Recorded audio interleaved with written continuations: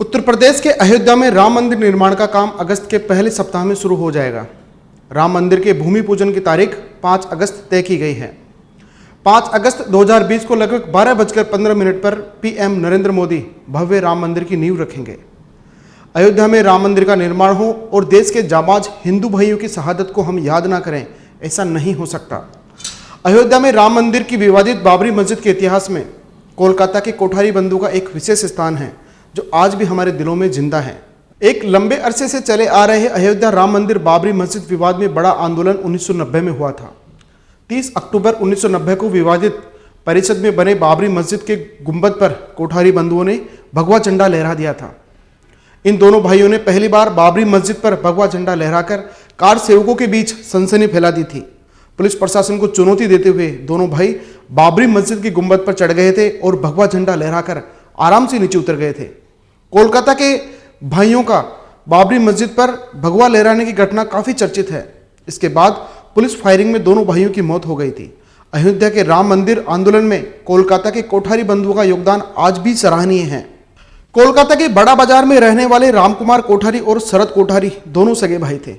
दोनों भाई राष्ट्रीय स्वयंसेवक संघ से जुड़े हुए थे और नियमित तौर पर शाखा जाया करते थे। 1990 के अयोध्या राम मंदिर आंदोलन में दोनों भाइयों ने कार सेवा में शामिल होने का फैसला किया। उन दिनों अयोध्या में राम मंदिर आंदोलन अपने चरम पर था। देश के कोने कोने से लोग विश्व हिंदू परिषद के आह्वान पर अयोध्या में राम मंदिर निर्माण के लिए कार सेवा में हिस्सा ले रहे थे। रामकुमार और शरद कोठारी ने अपने पिता हीरालाल कोठारी से कार सेवा में जाने की इजाज़त मांगी, मगर उन्होंने मना कर दिया। बहुत कहने पर हीरालाल ने उन्हें अयोध्या से तुरंत लौट आने की बात पर रजामंदी कर दी। राम और शरद कोठारी ने कोलकाता से ट्रेन पकड़ी और अयोध्या के विवादित परिसर में पहुंच गए। अयोध्या में कर्फ्यू लगा था। अयोध्या जाने से लोगों को रोकने के लिए पुलिस प्रशासन ने ट्रेन और बस सेवाएं रोक दी थी। इसलिए आजमगढ़ के फूलपुर कस्बे तक जाने के बाद दोनों भाइयों ने पैदल ही अयोध्या की ओर चलना तय किया। दोनों ने लगभग 200 किलोमीटर तक पैदल सफर तय किया। यूपी पीएससी के करीब 30,000 जवान अयोध्या में तैनात थे, लेकिन कार सेवकों का जत्था अशोक सिंघल, उमा भारती और विनय कटियार जैसे नेताओं की अगुवाई में विवादित परिसर की ओर बढ़ता चला जा रहा था। 30 अक्टूबर तक अयोध्या में लाखों कार सेवक इकट्ठा हो चुके थे। कार सेवकों के जत्थे ने विवादित परिसर के पास की पुलिस बैरिकेडिंग को तोड़ दिया था। करीब 5,000 कार सेवक विवादित परिसर में घुस गए थे। इस बीच शरद कोठारी पुलिस को चकमा देता हुआ बाबरी मस्जिद की गुंबद पर चढ़ गया। उसके पीछे पीछे रामकुमार कोठारी भी गुंबद पर पहुंच गया।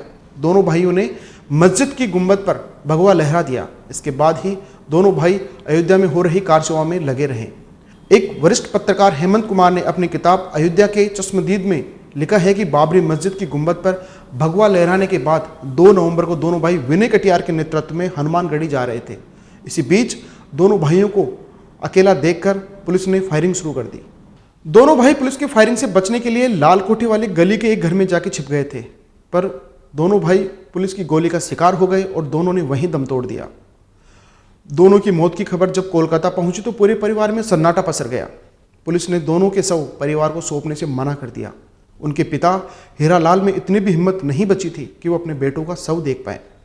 रामकुमार और शरद के बड़े भाई ने सरयू के घाट पर 4 नवंबर को दोनों भाइयों का अंतिम संस्कार किया।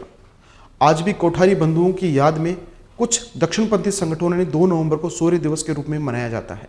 यह घटना भारतीय राजनीतिक इतिहास में एक असामान्य रूप से घटी घटनाओं की सदी में से एक थी। किसी को भी इस बात का अंदाजा नहीं था कि अगस्त 1990 में शुरुआत होने वाली घटना इस तरह से सामाजिक परिवर्तन करेगी और आज़ादी के बाद की स्थिति को पूरी तरह से बदल कर रख देगी। दोस्तों, 5 अगस्त 2020 को देश में राम मंदिर की नींव रखी जा रही है। भारत के यशस्वी प्रधानमंत्री श्री नरेंद्र मोदी के करकमलों द्वारा लगभग 12:15 पर यह कार्य संपूर्ण होगा। इस कार्य के पूर्ण आहुति के साथ ही कोठारी बंधुओं का बलिदान भी सार्थक सिद्ध होगा। आप सभी को मेरी तरफ से बहुत बहुत शुभकामनाएं। जय हिंद।